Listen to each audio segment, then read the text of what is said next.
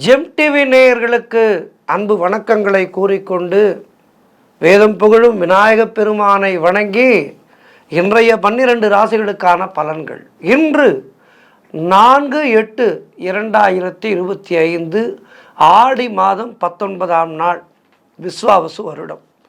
இன்றைய சூரிய உதயம் அதிகாலை 5:55 சூரிய அஸ்தமனம் மாலை 6:35. இன்றைய ஆதிக்க கிரகம் சந்திர பகவான். நாம் வழிபட வேண்டிய தெய்வம் சிவபெருமானை வழிபட வேண்டும். இன்றைய நல்ல நேரம் காலை 6:15 முதல் 7:15 வரை, மதியம் 1:45 முதல் 2:45 வரை. ராகு காலம் காலை 7:30 முதல் 9 வரை. யமகண்டம் காலை 10:30 முதல் 12 வரை. குளிகை நேரம் மதியம் 1:30 முதல் 3 வரை. இன்றைய சுபகோரை சுக்கிரகோரை நேரம் காலை 11 முதல் மதியம் 12 வரை. இந்த நேரத்திலே என்ன செய்யலாம்?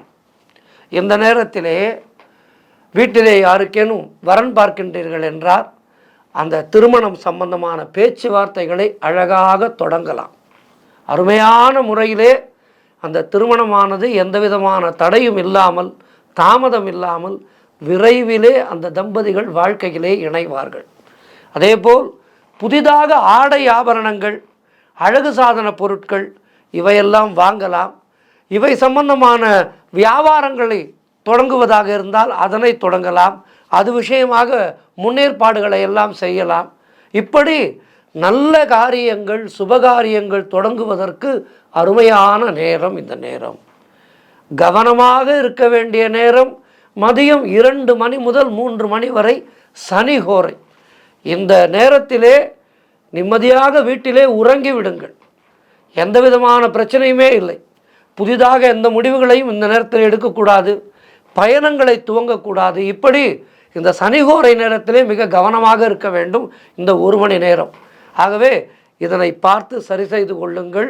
இன்றைய நட்சத்திரம் இன்று காலை 9:50 வரை அனுஷம், அதன் பிறகு கேட்டை நட்சத்திரம். இன்றைய திதி இன்று காலை 11:33 வரை வளர்பிறை தசமி, அதன் பின்பு ஏகாதசி. இன்றைய நாளிலே சிவனையும் வழிபட வேண்டும், பெருமாள் வழிபாடும் செய்ய வேண்டும். சங்கர நாராயணரை வணங்க வேண்டிய நாள் இன்றைய நாள். ஏகாதசி திதியும் சேர்ந்து வருகின்றது.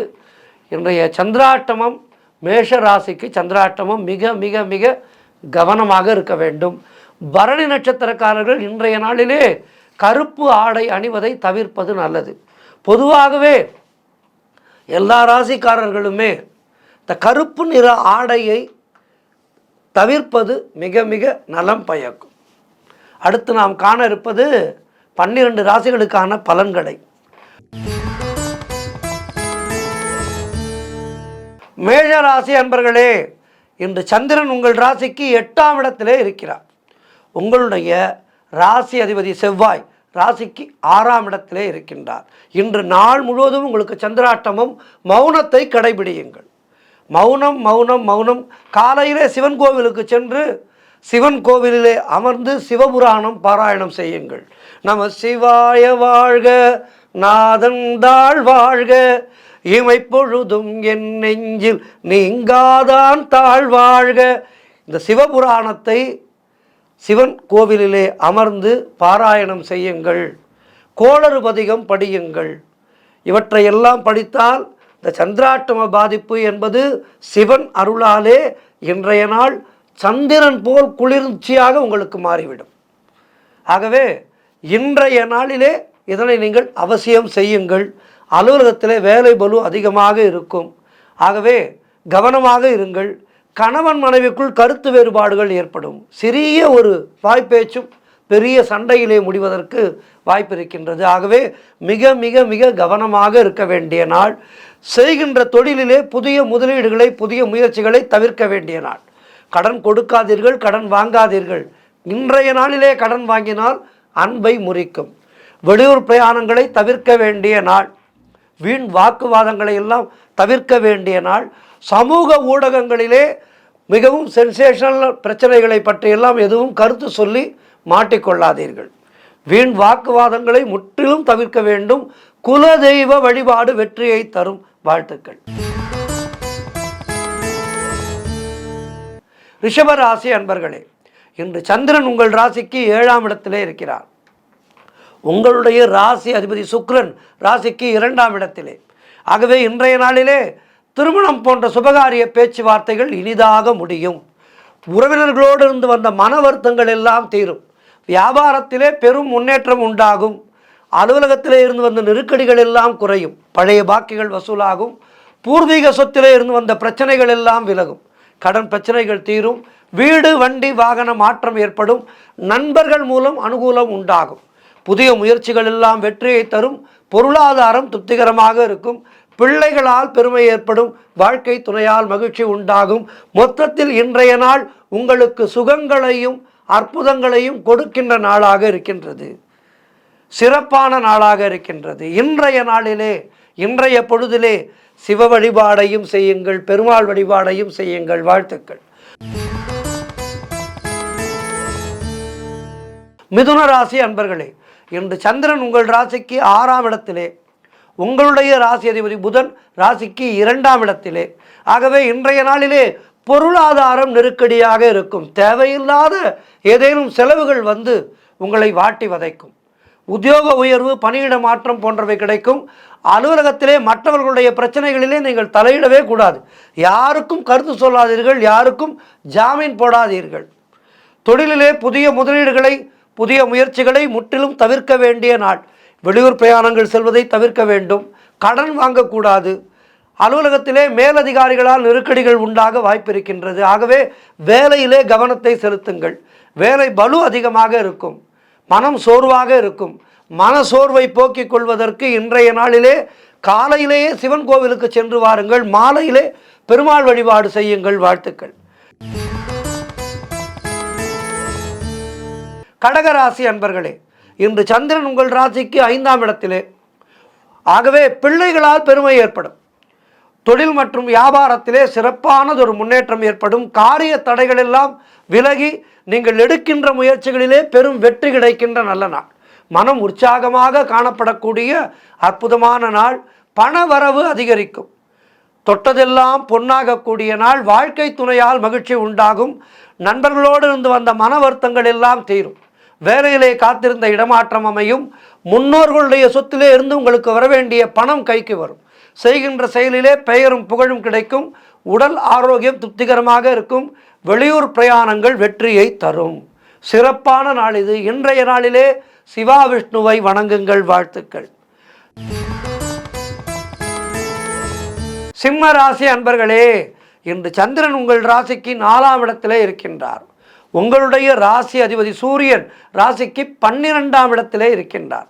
ஆகவே இன்றைய நாளிலே வீடு வண்டி வாகன மாற்றம் ஏற்படும். தாய் வழி சொந்தங்களின் உதவிகள் எல்லாம் கிடைக்கும். பொருளாதாரத்திலே பெரும் வளர்ச்சி உண்டாகும். கணவன் மனைவிடையே நல்ல ஒற்றுமை ஏற்படும். உடல் ஆரோக்கியம் நன்றாக இருக்கும். காரிய அனுகூலம் உண்டாகும். உத்தியோக வகையிலே நல்ல மாற்றம் ஏற்படும். எதிர்பார்த்த விஷயங்கள் எல்லாம் நல்லபடியாக நடக்கும். திருமணம் போன்ற சுபகாரிய பேச்சுவார்த்தைகள் இனிதே முடிகின்ற நாள். கடன் பிரச்சனைகள் எல்லாம் தீர்ந்து மனதிலே தெளிவு ஏற்படும். வீடு கட்டுவதற்கான முயற்சிகளிலே பெரும் வெற்றி கிடைக்கும். மனக்குழப்பங்கள் தீர்கின்ற அற்புதமான நாள். இன்றைய நாளிலே சிவா விஷ்ணுவை வணங்குங்கள். வாழ்த்துக்கள். கன்னிராசி அன்பர்களே, இன்று சந்திரன் உங்கள் ராசிக்கு 3ஆம் இடத்திலே, உங்களுடைய ராசி அதிபதி புதன் ராசிக்கு 11ஆம் இடத்திலே இருக்கின்றார். ஆகவே இன்றைய நாளிலே இளைய சகோதரர்கள் மூலம் நல்ல அனுகூலம் உண்டாகும். நீங்கள் நினைத்தது அனைத்தும் நல்லபடியாக நடக்கக்கூடிய அற்புதமான நாள். பயணங்கள் அதிகமாக மேற்கொள்வீர்கள். காரிய தடைகள் எல்லாம் விலகும். கூட்டு தொழிலிலே நல்ல லாபங்கள் ஏற்படுகின்ற நாள். உறவினர்கள் மூலம் நல்ல ஆதாயம் உண்டாகும். உத்தியோக உயர்வு, பதவி உயர்வு, இடமாற்றம் போன்றவை கிடைக்கும். குழந்தைகளால் மகிழ்ச்சி உண்டாகும். உடல் ஆரோக்கியம் சிறப்பாக இருக்கும். அலுவலகத்திலே புதிய பொறுப்புகள் மகிழ்ச்சியை தரும். வியாபாரத்திலே நல்ல லாபம் ஏற்படும். சிறப்பான நாள் இது. சிவா விஷ்ணுவை வணங்குங்கள். வாழ்த்துக்கள். துலாம் ராசி அன்பர்களே, இன்று சந்திரன் உங்கள் ராசிக்கு 2ஆம் இடத்திலே இருக்கின்றார். உங்களுடைய ராசி அதிபதி சுக்கிரன் ராசிக்கு 9ஆம் இடத்திலே இருக்கின்றார். ஆகவே இன்றைய நாளிலே சுபகாரியங்கள் கைகூடி வரும். கடன் பிரச்சனைகள் தீரும். பதவி உயர்வோடு வேலை மாற்றம் ஒரு சிலருக்கு உண்டாகும். பழைய பாக்கிகள் வசூலாகும். உழைப்புக்கு ஏற்ற ஊதியம் கிடைக்கின்ற நாள். புதிதாக வேலை தேடிக் கொண்டிருப்பவர்களுக்கு நல்ல வேலை கிடைக்கும். வியாபாரத்திலே நல்ல முன்னேற்றம் ஏற்படும். நண்பர்கள் மூலம் அனுகூலம் உண்டாகும். குழந்தைகளால் மகிழ்ச்சி உண்டாகும். சுபவிரயங்கள் ஏற்படக்கூடிய அற்புதமான நாள். தொழிலிலே நல்ல லாபங்கள் ஏற்படும். திருமண பேச்சுவார்த்தைகள் சுபமாக முடியும். குடும்ப ஒற்றுமை சந்தோஷத்தை தரும் சிறப்பான நாள் இது. இன்றைய நாளிலே சிவா விஷ்ணு வழிபாடு செய்யுங்கள். வாழ்த்துக்கள். விருச்சிக ராசி அன்பர்களே, இன்று சந்திரன் உங்கள் ராசியிலேயே இருக்கின்றார். உங்களுடைய ராசி அதிபதி செவ்வாய் ராசிக்கு 11ஆம் இடத்திலே இருக்கின்றார்.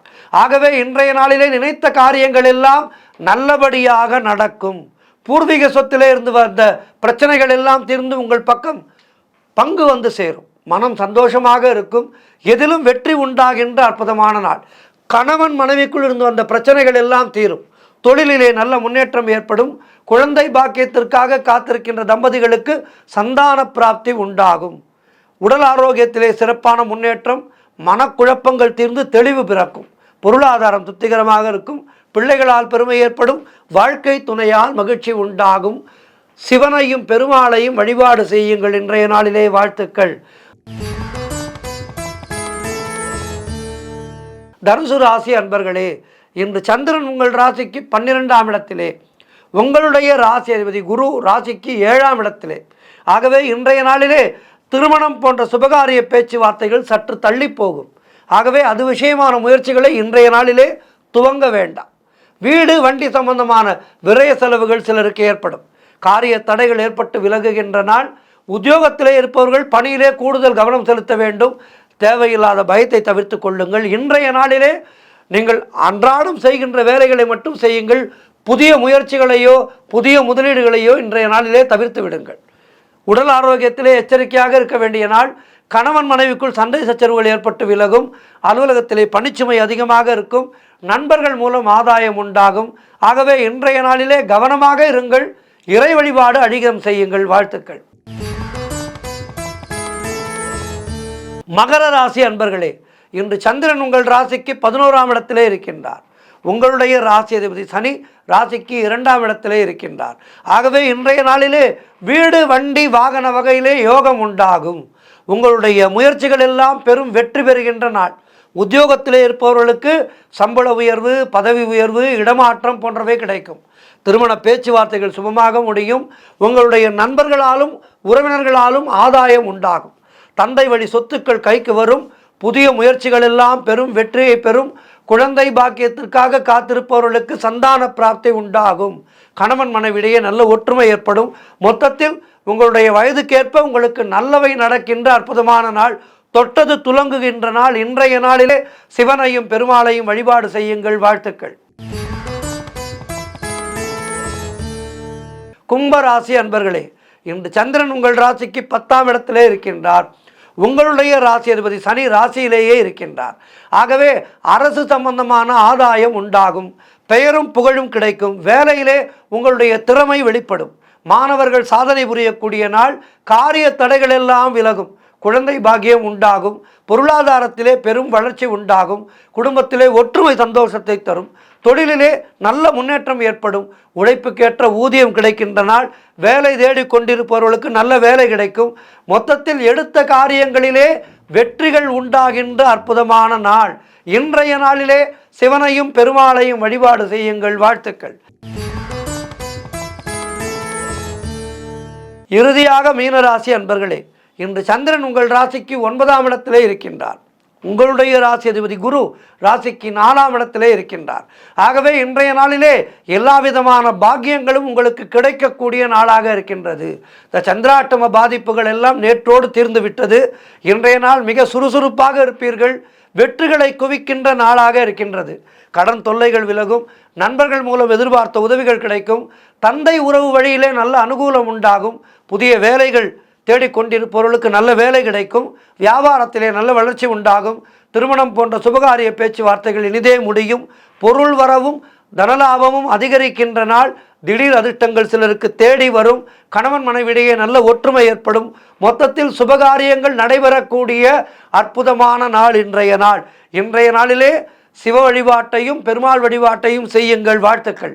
12 ராசியினருக்கும் இன்றைய நாள் சிறப்பாக இருக்க பிரார்த்திக்கின்றேன். நன்றி, வணக்கம். இன்றைய ஆன்மீக தகவல். இந்த மகாபாரதமும் ராமாயணமும் நமக்கு பலவிதமான வாழ்க்கை முறைகளையும் வாழ்க்கை தத்துவங்களையும் சொல்லிக் கொண்டிருக்கின்ற ஒரு அற்புதமான காவியங்கள். ராமாயணத்திலிருந்தும் மகாபாரதத்திலிருந்தும் எடுக்க எடுக்க அள்ள அள்ள குறையாத அக்ஷய பாத்திரங்கள் போல் அதிலிருந்து நமக்கான நீதி தகவல்கள் நிறைய இருக்கின்றது.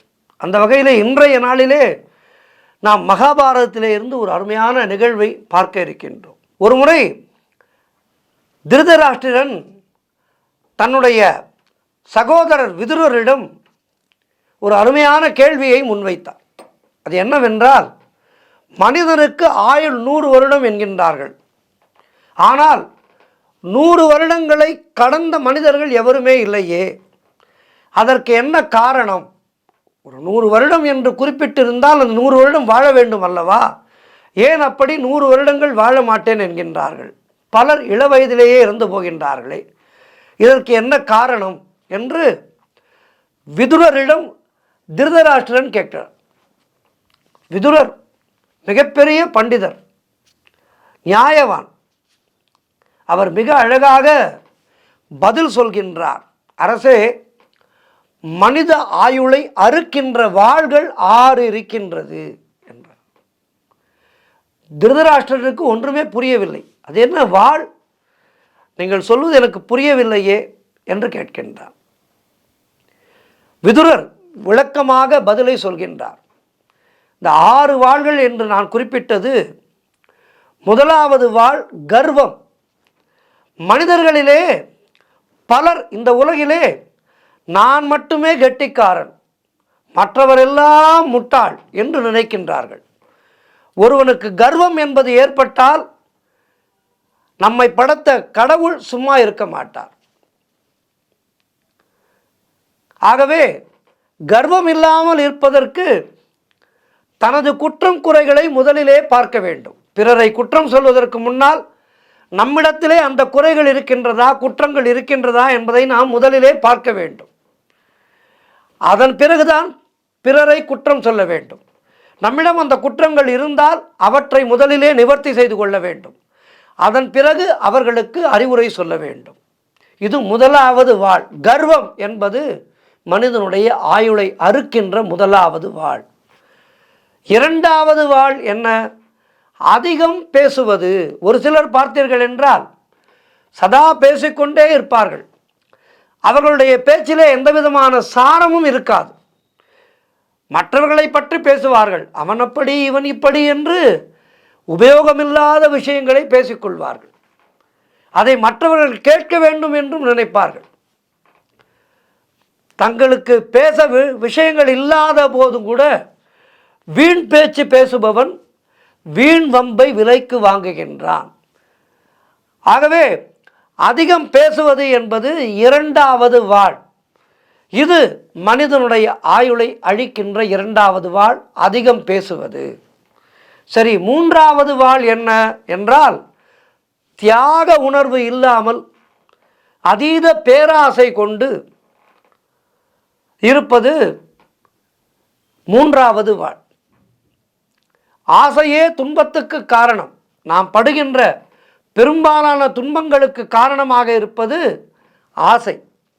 ஆகவே இந்த ஆசை என்பது தன்னை வாழவிடாமல் செய்து பிறரை வாழவிடாமல் செய்து தியாக உணர்வு என்கின்ற மிகப்பெரிய அந்த நல்ல குணத்தையை ஆசை அழித்து விடுகின்றது. ஆகவே இந்த ஆசை என்பதை விட்டுவிட்டால் தியாக உணர்வு என்பது தானே வரும். மற்றவர்கள் வாழ வேண்டும் என்று நினைக்கின்ற அற்புதமான ஒரு எண்ணம் வரும். அந்த எண்ணம் வந்தால் நாடே செழிக்கும். எனவே இப்படிப்பட்ட எண்ணம் இல்லாமல் இருப்பது மூன்றாவது வாள் என்று சொன்னார். நான்காவது வாள் என்ன? கோபம். கோபத்தை வெல்பவனே உண்மையான யோகி. நாம் மிகப்பெரிய யாகங்களும் யஜ்யங்களும் செய்து மிகப்பெரிய பூஜைகளை எல்லாம் செய்தாலும் கோபம் என்ற ஒன்று இருந்தால் அதனால் எந்த விதமான பயனும் இல்லை. மிகப்பெரிய பூஜை முறைகளையெல்லாம் நாம் அறிந்திருந்தாலும், மிகப்பெரிய யோகியாக நாம் இருந்தால் கூட கோபம் என்பதை அழிக்காவிட்டால் நன்மை இல்லை. ஆகவே கோபத்தை விட்டவனே உண்மையான யோகி. கோபம் வந்துவிட்டால் நமக்கு தர்மம் எது அதர்மம் எது என்பது தெரியாமல் போய்விடும். விவேகத்தை இழந்து அதனால் பாவங்களை செய்து விடுவோம். எனவே கோபம் என்பது 4வது வாள் என்று சொன்னார். கேட்டுக்கொண்டிருந்த திருதராஷ்டிரனுக்கு அவனுடைய அந்த அரக்க மனத்தையும் மீறி மனதிலே இந்த செய்திகள் எல்லாம் அவனுடைய மனதிலே சென்று கொண்டே இருந்தது. 5வது வாள் என்ன? சுயநலம். சுயநலமே எல்லா விதமான தீமைகளுக்கும் காரணம். சுயநலம் கொண்டவன் தன்னுடைய சுயலாபத்துக்காக எப்படிப்பட்ட பாவத்தையும் செய்வான். எனவே சுயநலம் என்பது மிக கொடிய ஒரு வாள், 5வது வாள் என்று சொன்னார். 6வது வாள் என்ன? துரோகம். இந்த உலகிலே நல்ல நண்பர்கள் கிடைப்பதே அரிது. அப்படிப்பட்டவர்களுக்கு துரோகம் செய்வது என்பது மிகப்பெரிய தவறு.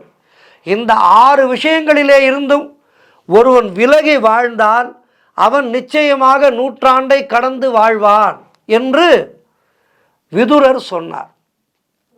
ஆகவே மகாபாரத காலத்திலே மட்டுமல்ல, இன்றைய இந்த கலிகாலத்திலே கூட நமக்கு இந்த 6 வாள்கள் நம்மை அறுத்து கொண்டே இருக்கின்றது. ஆகவே நம்மை அறுக்கின்ற, நம் ஆயுளை குறைக்கின்ற இந்த 6 வாள்களை மனதிலே இருந்து தூக்கி போடுவோம்.